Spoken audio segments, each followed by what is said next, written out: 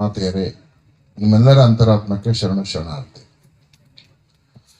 ನಮ್ಮ ಕುಮಾರ್ ಅವರು ಹೇಳಿದ್ರು ಊಟದ ಸಮಯ ಆಗ್ಬಿಟ್ಟಿದೆ ಈಗಾಗಲೇ.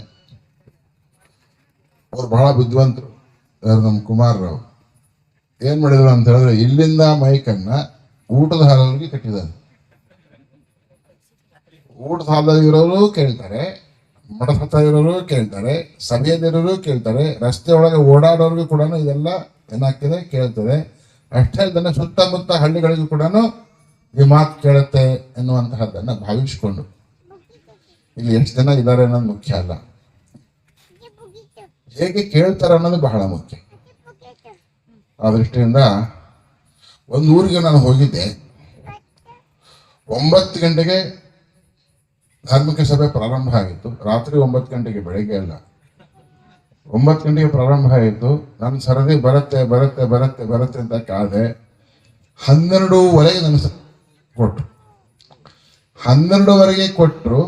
1:15 ಮಾತನಾಡಿದ್ರು, ಒಬ್ರು ಎದ್ದು ಹೋಗಿರ್ಲಿಲ್ಲ. ಅಂದ್ರೆ ನನ್ನ ಮುಂದಿನ ಸರಿ ನಾವು ಕಾರ್ಯಕ್ರಮ ಮಾಡ್ಬೇಕಾದ್ರೆ ಊಟ ಆದ್ಮೇಲೆ ಕಾರ್ಯಕ್ರಮ ಮಾಡಬೇಕು ಎನ್ನುವಂತಹದ್ದನ್ನ ಯೋಚನೆ ಮಾಡಿದ್ರೆ ಚೆನ್ನಾಗಿರುತ್ತೆ ಎನ್ನುವಂತಹದ್ದನ್ನ. ಆದರೂ ಕೂಡ ನಿಜವಾದ ಊಟ ಯಾವುದು ಅಂತ ಹೇಳಿದ್ರೆ, ಏನು ದಿವಸ ಊಟ ಮಾಡ್ತೀವಿ, 3 ತಾಸಿಗೆ ಹೊಟ್ಟೆ ಹಸಿ. ಯಾವುದನ್ನ ಊಟ ಮಾಡಿದರೆ ಹೊಟ್ಟೆ ಹಸಿಯುವುದಿಲ್ಲವೋ ಅದನ್ನ ಊಟವನ್ನ ಮಾಡಿದರೆ ಮತ್ತೆ ಸಾವೇ ಬರೋದಿಲ್ಲ. ಯಾವುದನ್ನ ಊಟ ಮಾಡಬೇಕೋ ಅದನ್ನ ಊಟವನ್ನ ಮಾಡಿದರೆ ಆ ಊಟದಿಂದ ಅವನಿಗೆ ಏನಾಗೋದಿಲ್ಲ ಅಂದ್ರೆ ಸಾವು ಬರೋದಿಲ್ಲ ಎನ್ನುವಂತಹದ್ದನ್ನ.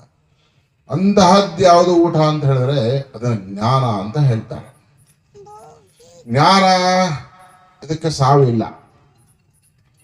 ಕಾರಣ ಏನಪ್ಪಾ ಅಂತ ಹೇಳಿದ್ರೆ, ಇದು ನಿರಂತರವಾಗಿ ಹೋಗುವಂತಹ ಒಂದು ಶಕ್ತಿ. ಯಾವುದು? ಜ್ಞಾನ. ಅಂದ್ರೆ ಯಾವ ಜ್ಞಾನ ಅಂತ ಮತ್ತೆ ಪ್ರಶ್ನೆ ಹಾಕೊಂಡ್ರೆ ಬಸವಣ್ಣವರು ಸ್ಪಷ್ಟವಾಗಿ ಹೇಳ್ತಾರೆ, ಶಿವಭಕ್ತಿ ಶಿವಜ್ಞಾನ ಇಲ್ಲದ ಮನುಜರು ಸಗಣಿಲಿ ಸಾಶರ ಹುಳ ಹುಟ್ಟದೇ ದೇವ. ಬಹುತೇಕ ಶಿವಭಕ್ತಿ ಶಿವಜ್ಞಾನ ಈ ಜನ್ಮದಲ್ಲಿ ನಾವು ಪಡ್ಕೊಳ್ತಾ ಇದ್ರೆ ಕ್ರಿಮಿ ಕೀಟವಾಗಿಬಿಡ್ತೀವಿ ಅಂತ. ಏನಾಗ್ತೇವೆ? ಹುಟ್ಟುವಾಗ ಮತ್ತೆ ಕ್ರಿಮಿ ಕೀಟವಾಗಿಬಿಡ್ತೇವೆ ಅಂತ. ಹಾಗಾಗಿ ಶಿವಭಕ್ತಿ ಶಿವಜ್ಞಾನವನ್ನ ಪಡೆದರೆ ಮುಕ್ತನಾಗ್ಬಿಡ್ತಾನೆ. ಅದಕ್ಕೆ ಹೇಳ್ತಾರೆ, ನಿನ್ನೊಡವೆ ಎಂಬುದು ಜ್ಞಾನರತ್ನ ಕಾಣಿಭೋ. ನಿನ್ನ ಒಡವೆ ನಿಜವಾದ ಯಾವುದಪ್ಪ ಅಂತ ಹೇಳಿದ್ರೆ ಅದು ಜ್ಞಾನರತ್ನ ಎನ್ನುವಂತಹದ್ದನ್ನು ಪ್ರತಿಪಾದನೆ ಮಾಡ್ತಾರೆ. ಶಂಕರಾಚಾರ್ಯರು ಅದನ್ನೇ ಹೇಳ್ತಾರೆ, ಜ್ಞಾನಾದೈವತು ಕೈವಲ್ಯಂ. ಜ್ಞಾನವೇ ದೇವರು, ಆ ಜ್ಞಾನವೇ ಮುಕ್ತಿಗೆ ಸಾಧನ ಎನ್ನುವಂತಹ ಮಾತನ್ನ ಹೇಳ್ತಾರೆ. ಆ ದೃಷ್ಟಿಯಿಂದ ಧಾರ್ಮಿಕ ಸಭೆ ಅಂತ ಹೇಳಿದ್ರೆ ಏನು?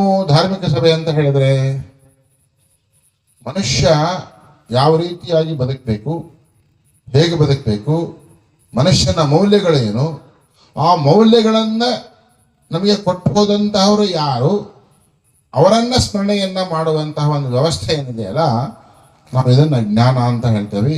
ಅಷ್ಟೇ ಅಲ್ಲ, ಜ್ಞಾನವನ್ನ ನಿಮಗೊಂದು ಸಣ್ಣ ಉದಾಹರಣೆ ಕೊಡ್ಲಿಕ್ಕೆ ಇಷ್ಟಪಡ್ತೇನೆ.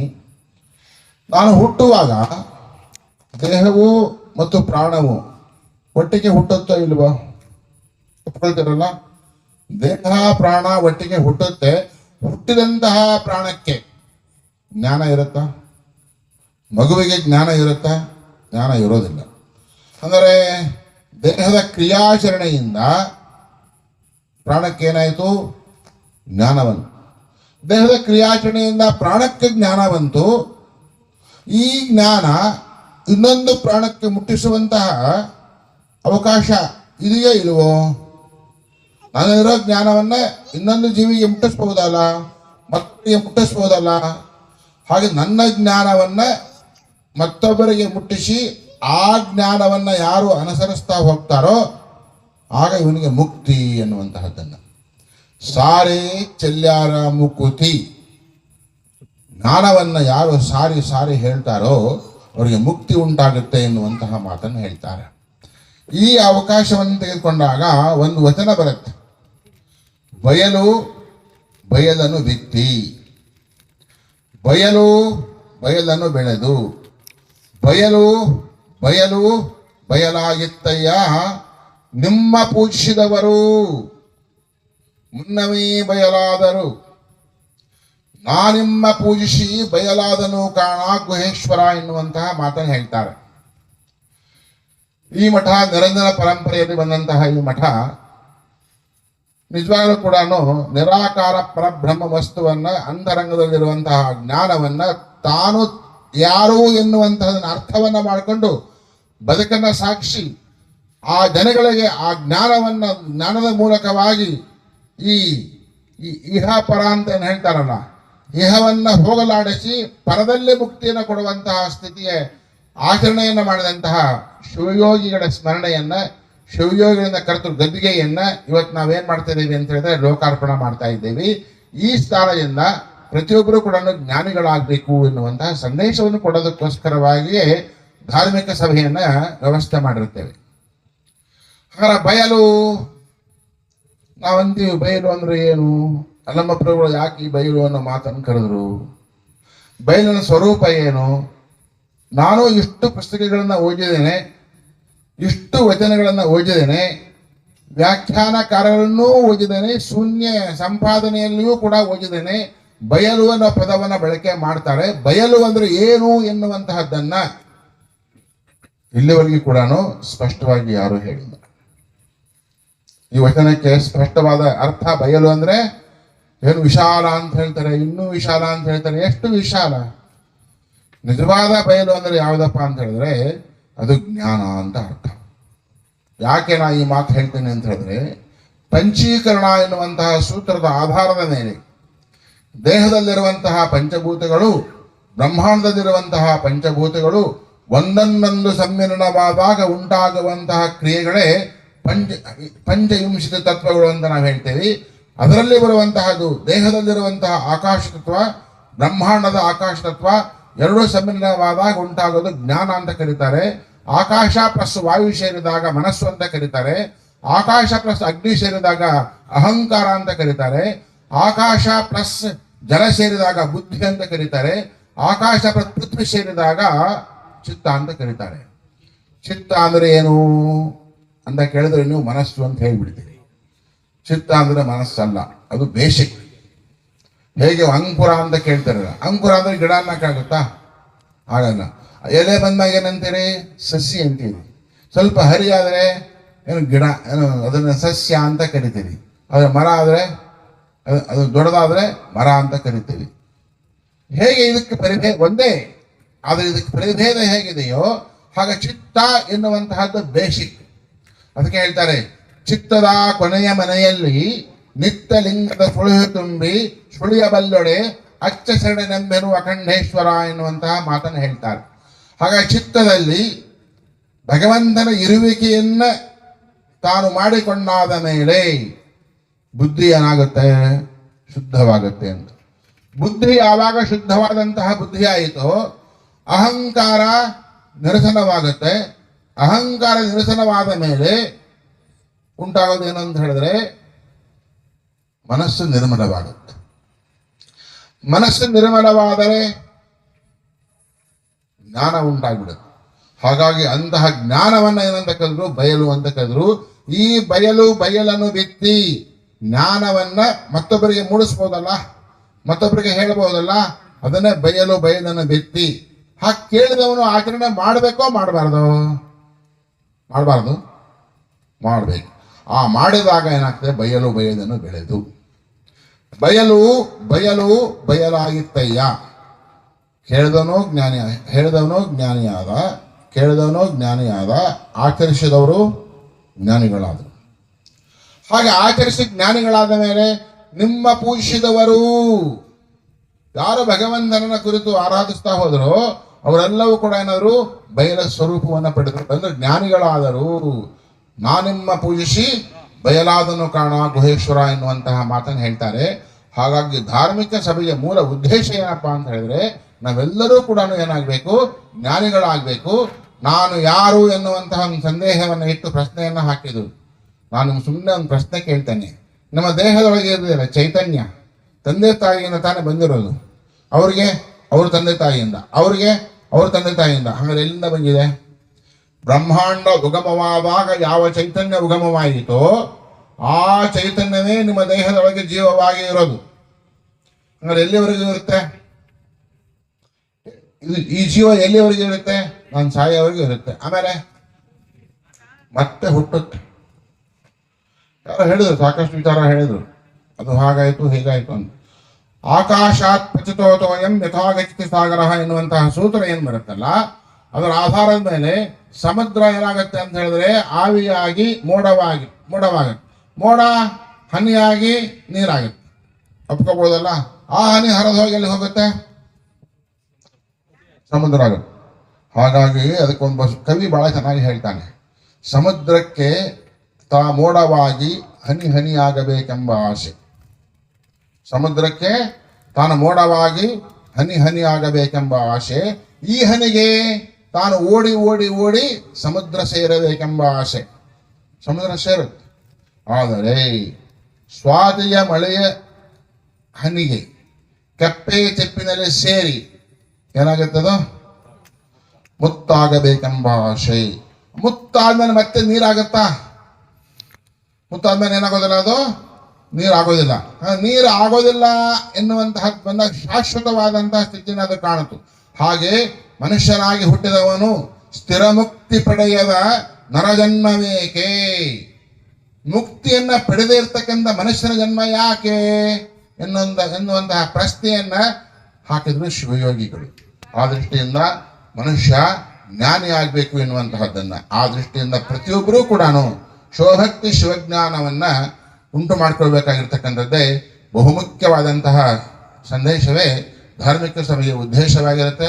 ಬೆಳಗಿನಿಂದ ಪರಮ ಪೂಜ್ಯರೆಲ್ಲರೂ ಕೂಡ ಉತ್ತಮವಾದಂತಹ ಮಾತುಗಳನ್ನ ಆಡುವುದರ ಮೂಲಕವಾಗಿ ಈ ಗದ್ದಿಗೆಯ ಲೋಕಾರ್ಪಣದ ಒಂದು ಪೂಜಾ ವಿಧಿವಿಧಾನಗಳನ್ನು ಪ್ರಾರಂಭ ಮಾಡಿಕೊಟ್ಟು ಹೋಗಿದ್ದಾರೆ.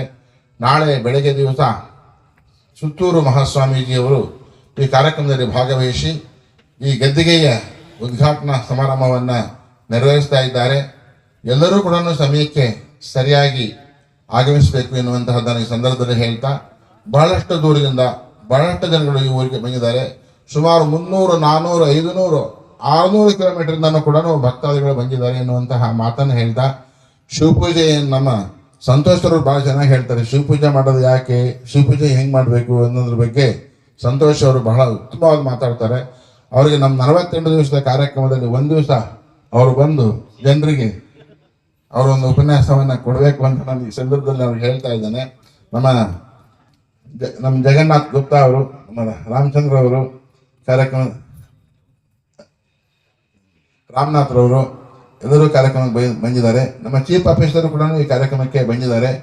ನಮಗೆ ಬೇಕಾದಂತಹ ನೀರಿನ ವ್ಯವಸ್ಥೆ, ಲೈಟಿನ ವ್ಯವಸ್ಥೆ, ಸ್ವಚ್ಛತೆ ವ್ಯವಸ್ಥೆಯನ್ನ ಬಹಳ ಜವಾಬ್ದಾರಿಯಿಂದ ತಮ್ಮ ಕರ್ತವ್ಯವನ್ನು ನಿರ್ವಹಿಸಿ ಈ ಮಠದ ಕಾರ್ಯಕ್ರಮಕ್ಕೆ ಹೆಚ್ಚು ಒಂದು ವ್ಯವಸ್ಥೆಯನ್ನು ಒದಗಿಸಿಕೊಟ್ಟಿದ್ದಾರೆ. ಅವರಿಗೆ ಧನ್ಯವಾದವನ್ನು ಹೇಳಲಿಕ್ಕೆ ಇಷ್ಟಪಡ್ತಾ ಇದ್ದೇವೆ. ಆಮೇಲೆ ನಮ್ಮ ನಂಜನ ಸ್ವಾಮಿಯವರ ಮಗಳು ನಿಜವಾಗ್ಲೂ ಕೂಡ ಅವರು ಶಿವಪೂಜೆ ಮಾಡಿಯೇ ನಾನು ಹೋಗ್ತೇನೆ. ಶಿವಪೂಜೆ ಮಾಡಿ ಹೋಗೋದು ಕೆಲಸಕ್ಕೆ ಯಾಕೆ ಅಂತ ಹೇಳಿದ್ರೆ, ಆತ್ಮವಿಶ್ವಾಸದಿಂದ ಯಾವುದೇ ಕೆಲಸ ಮಾಡಬೇಕಾದ್ರೆ ಆತ್ಮವಿಶ್ವಾಸದಿಂದ ಮಾಡಿದರೆ ದೇಹಕ್ಕೆ ಆಯಾಸ ಆಗೋದಿಲ್ಲ. ಯಾರು ಆತ್ಮವಿಶ್ವಾಸದಿಂದನೇ ದೇಹದ ಪರಿಶ್ರಮದಿಂದ ಕೆಲಸ ಮಾಡ್ತಾರೆ ಅವ್ರಿಗೆ ದೇಹಕ್ಕೆ ಆಯಾಸ ಆಗುತ್ತೆ. ಆತ್ಮವಿಶ್ವಾಸದಿಂದ ಕೆಲಸ ಮಾಡಿದರೆ ಆಯಾಸ ಆಗೋದಿಲ್ಲ, ಅದು ಲೋಕ ಕಲ್ಯಾಣವಾಗುತ್ತೆ ಎನ್ನುವಂತಹದ್ದನ್ನ, ಆ ಶುದ್ಧವಾದಂತಹ ಸ್ಥಿತಿಯೊಳಗೆ ಕೆಲಸವನ್ನ ಮಾಡಿದಾಗ ಅದು ಲೋಕ ಕಲ್ಯಾಣವಾಗುತ್ತೆ. ಇಂತಹ ಕಲ್ಯಾಣಕರವಾದಂತಹ ಜೀವನವನ್ನ ಕಲಿಸೋದಕ್ಕೋಸ್ಕರವಾಗಿಯೇ ಬಸವಾದಿ ಶರಣರು ಎಲ್ಲೋ ಇರುವಂತಹ ದೈವವನ್ನ, ನಮ್ಮ ಅಂತರಂಗದಲ್ಲಿರುವಂತಹ ಅಖಂಡ ಚೈತನ್ಯಾತ್ಮಕ ಶಕ್ತಿಯ ಸ್ವರೂಪವನ್ನ ಸಾಕಾರದ ರೂಪದಲ್ಲಿ ತಂದು ಅಂಗೈನಲ್ಲಿ ಕೊಟ್ಟು ಲಿಂಗವನ್ನಾಗಿ ಮಾಡಿ ಅದು ನಿಮಗೆಲ್ಲ ಕೊಟ್ಟರು ಕೂಡ ನಾವು ಪೂಜೆ ಮಾಡಂಗಿಲ್ಲ ಅಂದ್ರೆ ಹೆಂಗೆ? ಅದಕ್ಕೆ ಹೇಳ್ತಾರೆ, ಒಂದು ಲಿಂಗು ಹೇಳ್ತದಂತೆ, ನೀ ಅನ್ನ ಕೊಟ್ಟರೆ ನಾನೇನು ಎನ್ನಲಾರೆ, ನೀ ಅನ್ನ ಕೊಟ್ಟರೆ ನಾನೇನು ಎನ್ನಲಾರೆ, ನೀ ನೋಡದೆ ಎನ್ನ ಕೊಟ್ಟರೆ ಬೆನ್ನ ಹತ್ತದೆ ಬಿಡದು ಈ ಪಾಪ. ಗುರುಗಳಾಗಿರ್ತಕ್ಕಂಥವ್ರು ಏನಾದರೂ ಕೂಡ ಶಿಷ್ಯನಾದಂತಹವನು ಲಿಂಗ ಪೂಜೆಯನ್ನು ಮಾಡ್ತಾನೋ ಇಲ್ವೋ ಎನ್ನುವಂತಹ ವಿಚಾರವನ್ನ ಮಾಡದೇ ಇದ್ರೆ, ಮಾಡಿ ತಪ್ಪಿದ್ರೆ, ತಿಳಿದೇ ಇದ್ರೆ ಆ ಪಾಪ ಬೆನ್ನತ್ತದೆ ಬಿಡದು ಅಂತ ಲಿಂಗ ಕೇಳ್ಕೊಳ್ತಾ ಇದೆಯೇನು. ಹಾಗಾಗಿ ಕೊಟ್ಟಾರೆ ಕೊಡನೆನ್ನ ನಿಷ್ಠೆಯುಳ್ಳವರಿಗೆ ಬಿಡದೆ ಪೂಜಿಸುವ ಮಡದಿ ಪುರುಷರಿಗೆ ತಡ ಮಾಡದನ್ನ ಕೊಡು ಬೇಗ. ಯಾರು ಬಿಡದೆ ಪೂಜೆ ಮಾಡ್ತಾರೆ ಅವ್ರಿಗೆ ಬೇಗ ಕೊಟ್ಬಿಡು ಎನ್ನುವಂತಹ ಕಳಕಳಿಯ ಮನವಿಯನ್ನು ಕೂಡ ಲಿಂಗ ಮಾಡತ್ತಂತೆ. ಆ ದೃಷ್ಟಿಯಿಂದ ನಾಳೆ ದೀಕ್ಷಾ ಕಾರ್ಯಕ್ರಮ ಇದೆ. 13-14 ವಟುಗಳು ದೀಕ್ಷಾ ಕಾರ್ಯಕ್ರಮದಲ್ಲಿ ಭಾಗವಹಿಸ್ತಾ ಇದ್ದಾರೆ. ಅವರಿಗೆ ನಾಳೆಯ ದಿವಸ ಆ ಶಿವಪೂಜಾ ಸಮಯದಲ್ಲಿ ಲಿಂಗ ಪೂಜೆಯನ್ನು ಯಾಕೆ ಮಾಡಬೇಕು, ಹೇಗೆ ಮಾಡಬೇಕು, ಅಂತರಂಗ ಸಾಧನೆ ಅದರಿಂದ ಹೇಗೆ ಪ್ರಯೋಜನ ಆಗುತ್ತದೆ, ಜಪ ಹೇಗೆ ಮಾಡಬೇಕು, ಲಿಂಗ ನಿರೀಕ್ಷಣೆನೇ ಹೇಗೆ ಮಾಡಬೇಕು, ಯಾತಕ್ಕೋಸ್ಕರವಾಗಿ ಲಿಂಗ ಪೂಜೆಯನ್ನು ಧರಿಸಬೇಕು, ಲಿಂಗ ಪೂಜೆಯನ್ನು ಮಾಡಬೇಕು ಎನ್ನುವಂತಹ ವಿಚಾರವನ್ನ ಪರಿಪೂರ್ಣವಾಗಿ ಅವರಿಗೆ ತಿಳಿಸುವಂತಹ ಒಂದು ಕೆಲಸವನ್ನ ಮಾಡಲಿಕ್ಕೆ ಪೂಜ್ಯರು ಬರ್ತಾ ಇದ್ದಾರೆ. ನಾನು ಒಂದ್ಸರಿ ಒಂದೇ ನಿಮಿಷಕ್ಕೆ ಮುಗಿಸ್ತೇನೆ ಮಾತು. ಒಂದ್ಸರಿ ಒಬ್ಬ ಪ್ರೊಫೆಸರ್ ನಮ್ಮ ರೇಣುಕಾಚಾರ್ಯ ಕರೆದಿರ್ತಕ್ಕಂಥ ಒಬ್ಬ ಪ್ರೊಫೆಸರ್, ಅವ್ರ ಮಗ ಜರ್ಮನಿಯಲ್ಲಿ ಇದ್ದಾನೆ. ಅಲ್ಲೇ ಕೆಲಸವನ್ನ ಮಾಡ್ತಾ ಮಾಡ್ತಾ ಜರ್ಮನಿ ಹುಡುಗಿಯನ್ನು ಮದುವೆ ಆಗಿದ್ದ. ಮದುವೆ ಆದ್ಮೇಲೆ ಸಹಜವಾಗಿ ಸಂತಾನದ ಪ್ರಾಪ್ತಿ ಪ್ರಾರಂಭವಾಗುವಂತಹ ಸಂದರ್ಭ. ಆದರೆ ಈ ತಾಯಿಗೆ, ಯಾರಿಗೆ, ಆ ಹುಡುಗನ ತಾಯಿಗೆ, ನನಗೆ ಹುಟ್ಟುವಂತಹ ಮಗುವಾದರೂ ಕೂಡ ಲಿಂಗವಂತನಾಗಬೇಕು ಎನ್ನುವಂತಹ ಆಸೆ. ಯಾರಿಗೆ? ಜರ್ಮನಿ ಹುಡುಗಿ, ಲಿಂಗಾಯತರ ಹುಡುಗ, ಹುಟ್ಟುವ ಮಗು ಏನಾಗಬೇಕು? ಲಿಂಗವಂತನಾಗಿ ಹುಟ್ಟಬೇಕು ಎನ್ನುವಂತಹ ಆಸೆ. ಹಾಗಾಗಿ ನಮ್ಮ ಆ ಗರ್ಭವತಿಯಾದಂತಹ ಆ ಜರ್ಮನಿ ಆ ಹೆಣ್ಮಗಳಿಗೆ ಗರ್ಭಸ್ಥ ಲಿಂಗಧಾರಣೆ ಮಾಡಿ ಅಂತ ಒಂದು ಸನ್ನಿವೇಶ. ಅಲ್ಲಮ್ಮ, ತಾಯಿಗೇನೆ ಲಿಂಗಧಾರಣೆ ಆಗಿಲ್ಲ, ಮಗುಗೆ ಹೇಗೆ ಲಿಂಗಧಾರಣೆ ಮಾಡೋಕ್ಕೆ ಸಾಧ್ಯ ಅಂತ ಕೇಳಿದಾಗ ಸ್ವಲ್ಪ ಸಂವಾದ ಆಯ್ತು. ಅವಳಿಗೆ ಇಷ್ಟ ಇಲ್ಲದೆ ಇರ್ತಕ್ಕಂಥ ಧರ್ಮವನ್ನ ನಾನು ಯಾಕೆ ಬಲಾತ್ಕಾರ ಮಾಡಬೇಕು ಎನ್ನುವಂತಹ ಸಂದರ್ಭದಲ್ಲಿ ಆ ತಾಯಿ ಮಾತಾಡ್ತಾ ಇದ್ದಾಗ, ಇಲ್ಲ, ಇಷ್ಟ ಇದೆ ಇಷ್ಟ ಇಲ್ಲ ಅನ್ನೋ ಪ್ರಶ್ನೆ ಅಲ್ಲ, ತಿಳುವಳಿಕೆ ಕೊಡೋದಕ್ಕೆ ಅವಕಾಶ ಇದೆಯಲ್ಲ ಎನ್ನುವಂತಹ ರೀತಿಯಲ್ಲಿ ನಾನು ನೇರವಾಗಿಯೇ ಆ ಪ್ರೊಫೆಸರ್ ಹತ್ರ ಮಾತಾಡ್ತಾ ಹೋದಂಗೆ ಆ ಒಮ್ಮನಿಗೆ ಕನ್ನಡ ಅರ್ಥವಾಗ್ತಾ ಇತ್ತು. ಮಾತಾಡಕ್ಕೆ ಬರ್ತಿರ್ಲಿಲ್ಲ, ಕನ್ನಡ ಅರ್ಥವಾಗ್ತಾ ಇತ್ತು. ಅರ್ಥವಾಗ್ತಾ ಕೊನೆಗೆ ಆ ತಾಯಿ ಸ್ಪಷ್ಟವಾಗಿ ಹೇಳೇ ಬಿಟ್ಲು, ಐ ಆಮ್ ರೆಡಿ ಲಿಂಗಧಾರಣೆ ಮಾಡ್ಕೊಳ್ಳೋದಕ್ಕೆ ಅಂತ. ಆದ್ರೆ ಭಾಷೆ ಸ್ವಲ್ಪ ಅರ್ಥವಾಗಿದ್ದಕ್ಕೆ, ನಾನು ಹೇಳುವಂತಹ ವಿಚಾರ ನಾನು ಪೂರ್ಣವಾಗಿ ಹೇಳಿದ್ದಕ್ಕೆ ನಾನು ರೆಡಿ ಇದ್ದೇನೆ, ನಾನು ಲಿಂಗಧಾರಣೆ ಮಾಡ್ಕೊಳ್ಳೋಕೆ ಅಂತ. ಹಾಗಾಗಿ ಆ ತಾಯಿ ತಾನು ಲಿಂಗಧಾರಣೆ ಮಾಡಿಸ್ಕೊಂಡು, ಆಮೇಲೆ ಗರ್ಭಸ್ಥ ಲಿಂಗಧಾರಣೆಯನ್ನೂ ಮಾಡಿಸ್ಕೊಂಡು, ಇವತ್ತು ಲಿಂಗ ಪೂಜೆಯನ್ನ ಮಾಡ್ದೇನೆ ಆ ತಾಯಿ ನೀರು ಕುಡಿಯೋದಿಲ್ಲ. ಆ ರೀತಿಯಾದಂತಹ ಆಚರಣೆ ಮಾಡ್ತದೆ ಜರ್ಮನಿಯಲ್ಲಿ ಇರ್ತಕ್ಕಂಥವ್ರು. ಹಾಗಾಗಿ ಲಿಂಗ ಪೂಜೆ ಅನ್ನೋದು ಬರೀ ಇದೇನು ಒಂದು ಇದು ಬರೀ ಕೇವಲ ಒಂದು ಆಚರಣೆಯ ವ್ಯವಸ್ಥೆ ಅಲ್ಲ. ಅಂತರಂಗದ ಸಾಕ್ಷಾತ್ಕಾರ, ಆತ್ಮವಿಶ್ವಾಸದ ಸಾಕ್ಷಾತ್ಕಾರ, ಆತ್ಮಬಲದ ಸಾಕ್ಷಾತ್ಕಾರ, ಅಷ್ಟೇ ಅಲ್ಲ, ಲೋಕ ಕಲ್ಯಾಣದ ಸಾಕ್ಷಾತ್ಕಾರ. ಅದಕ್ಕೆ ಹೇಳ್ತಾರೆ ನೋಡ್ರಿ, ಶಿವಭಕ್ತರಿದ್ದ ಕ್ಷೇತ್ರ ಅವಿಮುಕ್ತ ಕ್ಷೇತ್ರವೆಂಬುದು ಹುಸಿಗೆ, ಶಿವಭಕ್ತರಿದ್ದ ದೇಶ ಪಾವನವೆಂಬುದು ಹುಸಿಗೆ. ನಮ್ಮ ಗುಹೇಶ್ವರ ಲಿಂಗದಲ್ಲಿ ಎನ್ನ ಪರಮಾರಾಧ್ಯ ಸಂಗನ ಬಸವನ ಮಹಿಮೆಯರೋಡ ಸಿದ್ಧರಾಮ ಅಂತ ಹೇಳಿ ಅಲ್ಲಮ್ಮ ಪ್ರಭುಗಳು ಬಹಳ ಸ್ಪಷ್ಟವಾದಂತಹ ನಿಲುವನ್ನು ಕೊಡ್ತಾರೆ. ಹಾಗಾಗಿ ಈ ಶಿವಪೂಜೆ, ಶಿವಭಕ್ತಿ ಎನ್ನುವುದು ಯಾವುದೇ ಒಂದು ಜನಾಂಗಕ್ಕಾಗ್ಲಿ ಮತ್ತೊಬ್ಬರಿಗಾಗ್ಲಿ ಸೀಮಿತ ಅಲ್ಲ. ಯಾರು ಆಸಕ್ತಿಯಿಂದ ಶಿವಪೂಜೆಯನ್ನ ಮಾಡ್ತಾರೋ ಅವರಿಗೆಲ್ಲರಿಗೂ ಕೂಡ ಲಿಂಗಧಾರಣೆಯನ್ನ ಮಾಡುವಂತಹ ಒಂದು ಅವಕಾಶ ಇದೆ. ತಮಿಳುನಾಡಿನಲ್ಲಿ ಒಂದ್ಸರಿ 60 ಜನಕ್ಕೆ ಶಿವದೀಕ್ಷೆಯನ್ನ ಮಾಡಿದಂತಹ ಒಂದು ಉದಾಹರಣೆಯನ್ನು ಕೂಡ ಇದೆ. ಆ ದೃಷ್ಟಿಯಿಂದ ನಾಳೆ ಶಿವದೀಕ್ಷಾ ಕಾರ್ಯಕ್ರಮದಲ್ಲಿ ನಿಮ್ಮ ಮಕ್ಕಳು 10 ವರ್ಷ ಮೇಲಾದಂತಹ ಯಾವುದೇ ಮಕ್ಕಳು, ಗಂಡು ಮಕ್ಕಳು ಹೆಣ್ಮಕ್ಳು ಯಾರೇ ಇರಲಿ, ಅವರಿಗೆ ಶಿವದೀಕ್ಷೆಯ ಕಾರ್ಯಕ್ರಮ ಇದೆ. ಶಿವದೀಕ್ಷೆಯನ್ನ ಮಾಡಿಕೊಂಡ್ರೆ ನಿಮ್ಮ ಮಕ್ಕಳು ಏನಾಗಿ ಆತ್ಮವಿಶ್ವಾಸವನ್ನು ಹೊಂದ್ತಾರೆ ಎನ್ನುವಂತಹದ್ದನ್ನ ನಾವೆಲ್ಲ ಅರ್ಥ ಮಾಡ್ಕೊಳ್ಬೇಕು ಎನ್ನುವಂಥದ್ದನ್ನ ಹೇಳ್ತಾ, ಎಲ್ಲರೂ ಭಾಗಿಗಳಾಗಿ ಎಲ್ಲ ಕಾರ್ಯಕ್ರಮಗಳು ಬೆಳಗ್ಗೆ ನಿನ್ನೆ ರಾತ್ರಿಯಿಂದ ಇಲ್ಲಿವರೆಗೆ ಎಲ್ಲವೂ ಚೆನ್ನಾಗಿ ನಡೀತಾ ಬಂದಿದೆ. ನಾಳೆ ದಿವಸ ಕಾರ್ಯಕ್ರಮದಲ್ಲೂ ಕೂಡ ನಿಮಗೆ ಗೊತ್ತಿದೆಯೋ ಇಲ್ವೋ ಗೊತ್ತಿಲ್ಲ, ನಿನ್ನೆ 3 ಸಾರಿ, ಇವತ್ತು 2 ಸಾರಿ ಮಳೆ ಬಂದು ಹೋಗಿದೆ. ಆಕಾಶದಲ್ಲಿ ಮಳೆ ಮೋಡ ವಾತಾವರಣವಾಗಿಯೂ ಕೂಡ ಹೋಗಿದೆ. ಇದಕ್ಕೆಲ್ಲ ಕಾರಣ ಏನಪ್ಪಾ ಅಂತ ಹೇಳಿದ್ರೆ, ಈ ಕರ್ತೃ ಗದ್ದೆಗೆ ಶಕ್ತಿ ಎನ್ನುವಂತಹ ಮಾತನ್ನು ನಾನು ಹೇಳಲಿಕ್ಕೆ ಇಷ್ಟಪಡ್ತಾ ಇದ್ದೇನೆ. ಅಷ್ಟೇ ಅಲ್ಲ, ನಮ್ದು ಒಂದ್ಸರಿ ದೊಡ್ಡಮ್ಮನ ಜಾತ್ರೆ ಇತ್ತು. ನಮ್ಮ ಕುಮಾರ್ ಅವರು ಫೋನ್ ಮಾಡಿ ಕೇಳ್ಕೊಂಡ್ರು, ದಿವಸ ಮಳೆ ಬರ್ತಾ ಇತ್ತು, ಸ್ವಾಮೀಜಿ ಜಾತ್ರೆ ಮುಗಿಯೋವರೆಗೂ ಮಳೆ ಬರ್ದಂಗೆ ಏನಾರ ಮಾಡಬಹುದಾ? ಆಯ್ತು, ಗದ್ದಿಗೆಯಲ್ಲಿ ಕರ್ತ ಹಚ್ತೇವಿ, ಜಾತ್ರೆ ಬರೋರಿಗೆ ಮಳೆ ಆಗಲ್ಲ ಅಂತ ಹೇಳಿದಾಗ ನಿಜವಾಗ್ಲೂ ಕೂಡ ಜಾತ್ರೆ ಮುಗಿಯೋವರೆಗೆ ಕೂಡ ಒಂದು ಹನೆನೂ ಕೂಡ ಮಳೆ ಬರಲಿಲ್ಲ. ಜಾತ್ರೆ ಸಶೂತ್ರವಾಗಿ ಆಯಿತು. ದಸರಾ ಕಾರ್ಯಕ್ರಮ ಮಾಡುವಾಗ ಪ್ರತಿನಿತ್ಯವೂ ಕೂಡ ಮಳೆ, ಆ ಕಾರ್ಯಕ್ರಮದ ಸನ್ನಿವೇಶದಲ್ಲಿ ಮಳೆ ನಿಂತು ಹೋಗ್ತಾ ಇತ್ತು. ಅಂದ್ರೆ ಈ ಗದ್ದಿಗೆಯಲ್ಲಿ ಪ್ರಕೃತಿಯನ್ನ ಕಾಪಾಡುವಂತಹ, ಮಳೆ ಬೇಡ ಅಂದಾಗ ಮಳೆ ನಿಂತು ಹೋಗ್ತದೆ, ಮಳೆ ಬೇಕು ಅಂದಾಗಲೂ ಕೂಡ ಮಳೆ ಬರುವಂತಹ ಶಕ್ತಿ ಈ ಗದ್ದಿಗೆಗಿದೆ. ಒಂದು ಸಣ್ಣ ಉದಾಹರಣೆಯನ್ನು ಕೊಡ್ತೇನೆ. ತೋಟದಲ್ಲಿ ಕೆಲಸ ಮಾಡುವಾಗ ಸಿಕ್ಕಾಬಟ್ಟೆ ಬಿಸಿಲು, ಶೆಕೆ ವಾತಾವರಣ. ನಮ್ಮ ರೈತ ಮೇಲೆ ನೋಡಿದ ಆಕಾಶದಲ್ಲಿ ಒಂದೇ ಒಂದು ಮೋಡ ಇತ್ತು. ಇದು ಒಂದು ಮೋಡ ಮಳೆ ಬಂದ್ರೆ ಸಾಕು ಅಂತ ಆತ ಹೇಳಿದ. ಹೇಳಿದಾಗ ನಾನು ಅವನಿಗೆ ಹೇಳಿದೆ, ಆಯ್ತು ಗುರುವಿನ ಸ್ಮರಣೆ ಮಾಡು, ಆ ಮೋಡ ಇಲ್ಲೇ ಮಳೆಯಾಗಿ ಸುರಿಯುತ್ತೆ. ಹಂಗಾರೆ ನಾನು ಮಠಕ್ಕೆ ಹೋಗ್ಲಾ ಅಂತ ಕೇಳ್ದ. ನೀನು ಓಡಿ ಹೋಗು ಅಂತ ಹೇಳಿದ್. ಅವನು ಓಡಿ ಮಠಕ್ಕೆ ಬರೋದ್ರೊಳಗೆ, ತೋಟದಿಂದ ಮಠಕ್ಕೆ ಬರೋದ್ರೊಳಗೆ ಮಳೆಯಾಗಿ ಆ ಮೋಡ ಪೂರ್ಣವಾಗಿ ಕರಗಿ ಕೆರೆಗೆ ತುಂಬುವಷ್ಟು ನೀರನ್ನ ಇಲ್ಲಿ ಹೊರಿಸ್ತು. ಅದು ಒಂದೇ 1 ಕಿಲೋಮೀಟರ್ ವ್ಯಾಪ್ತಿ ಒಳಗೆ ಮಾತ್ರ ಮಳೆಯಾಗಿ. ಹಂಗೆ ಈ ಗದ್ದಿಗೆಯಲ್ಲಿ ನಾವೇನು ಸಂಕಲ್ಪವನ್ನ ಮಾಡ್ಕೊಂತೇವೋ ಅವೆಲ್ಲವೂ ಕೂಡ ಏನಾಗ್ತವೆ ಅಂದ್ರೆ ಯಶಸ್ವಿಯಾಗಿ ನಡೆಯುವಂತಹ ಅವಕಾಶ ಇದೆ. ಅದನ್ನಂತರೂ ನಾನು ನಂಬ್ಕೊಂಡಿದ್ದೇನೆ ಅರ್ಥಾತ್ ಇದನ್ನ ನಾವು ಪ್ರತ್ಯಕ್ಷವಾಗಿ ಕಂಡುಕೊಂಡಿದ್ದೇನೆ ಎನ್ನುವಂತಹ ಮಾತನ್ನು ಹೇಳ್ತಾ, ಎಷ್ಟೋ ಚಾಲೆಂಜ್ಗಳನ್ನ ಕೂಡ ಈ ಗದ್ದಿಗೆ ಅದನ್ನ ನಡೆಸ್ಕೊಂಡು ಬಂದಿದೆ. ಅಂದ್ರೆ ನಡೆಸ್ಕೊಂಡು ಬಂದಿದೆ ಅರ್ಥಾತ್ ಅದನ್ನ ಫಲವನ್ನ ಕೊಟ್ಕೊಂಡು ಬಂದಿದೆ. ನಮ್ಮ ಗುರುಗಳಿಗೆ ಕಣ್ಣು ಇರಲಿಲ್ಲ, ಕಣ್ಣು ಇಲ್ಲದೆ ಇದ್ದಂಥ ಸಂದರ್ಭದಲ್ಲಿ ಕಣ್ಣು ಕಾಣ್ತಿರ್ಲಿಲ್ಲ. ಜಯದೇವ ಜಗದ್ಗುರು ಅಂತಹವರು ನೀನು ಇಲ್ಲಿ ಅನುಷ್ಠಾನವನ್ನ ಮಾಡು, ಕಣ್ಣು ಬರ್ತದೆ ಅಂತ ಹೇಳಿದಾಗ 48 ದಿನದೊಳಗಾಗಿಯೇ ಪರಿಪೂರ್ಣವಾದ ಕಣ್ಣು ಬಂತು. 83 ವರ್ಷ ಅವರು ಬದುಕಿದ್ರು, ಎಲ್ಲೂ ಒಂದು ದಿವಸ ಕೂಡ ಕನ್ನಡಕ ಹಾಕಿರಲಿಲ್ಲ ಅವರು. ಅಷ್ಟು ಈ ಗದ್ದಿಗೆಯಲ್ಲಿ ಅಂತಹ ಒಂದು ಶಕ್ತಿ ಇದೆ. ಎಷ್ಟೋ ಜನ ಇಲ್ಲಿ ಬಂದು ಹರಕೆಯನ್ನು ಹೊತ್ಕೊಂಡು ಹೋಗ್ತಾರೆ. ಅವೆಲ್ಲ ಫಲಗಳು ಕೂಡ ಖುಷಿಯಾಗಿದ್ದೇನೆ ಈಡೇರಿದೆ ಎನ್ನುವಂತಹ ಮಾತನ್ನು ಹೇಳಲಿಕ್ಕೆ ಇಷ್ಟಪಡ್ತೇನೆ. ಆಮೇಲೆ ಗದ್ದಿಗೆ ಲೋಕಾರ್ಪಣೆ ಮಾಡೋದನ್ನ ಹೆಮ್ಮೆ ನೋಡಿ. ಇದಕ್ಕೆ ಇಟ್ಟಿಗೆ ಬೇಕು ಅಂತ ತರಿಸಿದಾಗ ಉಳಿದದ್ದು 4 ಇಟ್ಟಿಗೆ, RCC ಹಾಕುವಾಗ 300 ಮೂಟೆ ಸಿಮೆಂಟ್ ಅಂದ್ರೆ ಉಳಿದದ್ದು 3 ಮೂಟೆ, ಅದು ಮೇಲ್ಗಡೆ ಮಡ್ಡಿ ಹಾಕಿ ನೀರು ಕಟ್ಟಾಕಿ ಮಾಡ್ತಾರಲ್ಲ, ಉಳಿದದ್ದು ಅಷ್ಟೇ. ಅಂದ್ರೆ ಅಷ್ಟು ಕ್ಯಾಲ್ಕುಲೇಷನ್ ಅನ್ನ ಮಾಡಿ ತನಗೆ ಬೇಕಾದ ಪದಾರ್ಥವನ್ನು ತರಿಸ್ಕೊಳ್ತಾ ಇದೆ ಅಂದ್ರೆ ಆ ಗದ್ದಿಗೆಯ ಒಂದು ಶಕ್ತಿ ಅನ್ನುವಂತಹದ್ದ ಮಾತನ್ನ ನಾನು ಈ ಸಂದರ್ಭ ಹೇಳಲಿಕ್ಕೆ ಇಷ್ಟಪಡ್ತಾ ಇದ್ದೇನೆ.